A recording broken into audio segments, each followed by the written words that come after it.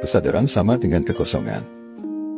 Kenapa proses berkesadaran selalu diasosiasikan dengan kekosongan dan proses mengosongkan?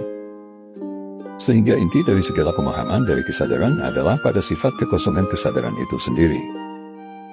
Ini seperti seorang anak kecil karena keterbatasan pengetahuannya tentang langit.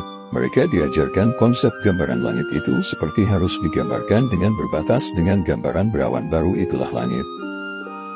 Demikian cara seorang anak diajarkan cara sementara tiga konsep langit bagi anak untuk mengidentifikasi langit dengan logika pikirannya. Kemudian oleh pengalaman pemahaman langit itu tumbuh, kemudian ia sadari langit adalah hamparan kekosongan yang luas tanpa batas, maka konsep langit lamanya secara alamiah akan menjadi runtuh sendiri, terkosongkan sebagai konsep dan dengan kesadaran ia menyadari langit demikian apa adanya, tidak terjelaskan sebatas konsep logikanya lagi.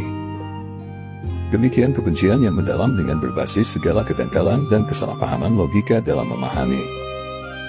Kemudian oleh kesadaran yang luas, tersadarkan proses kejadian sesungguhnya, maka konsep dangkal logika yang mengkonstruksi kebencian kemudian secara alamiah akan runtuh sendiri, dan dikosongkan dari batin, demikian kebencian baru dapat hilang secara tuntas.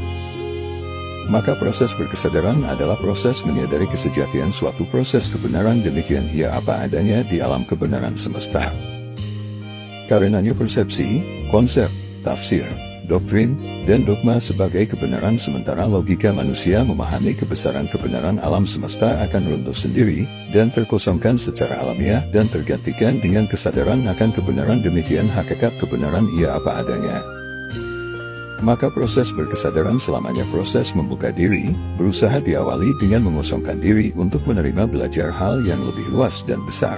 Dengan akhir proses belajar adalah terkosongkan segala sarana konsep hingga terbuka makin luas, dan makin lapang hingga makin dapat menyadari kebenaran demikian apa ada di kebenaran di alam semesta.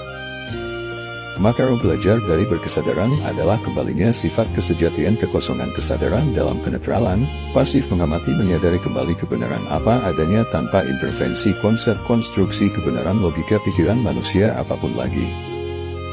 Kesadaran, selalu prosesnya tentang kekosongan dan mengosongkan.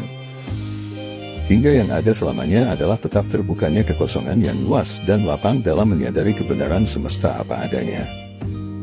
Akhirnya akan disadari, setiap konsepsi manusia yang kaku dan menetap di batin adalah pengganggu kekosongan, juga penghambat, yang juga adalah penjara bagi manusia untuk dapat melakukan proses menyadari kembali kebenaran semesta apa adanya.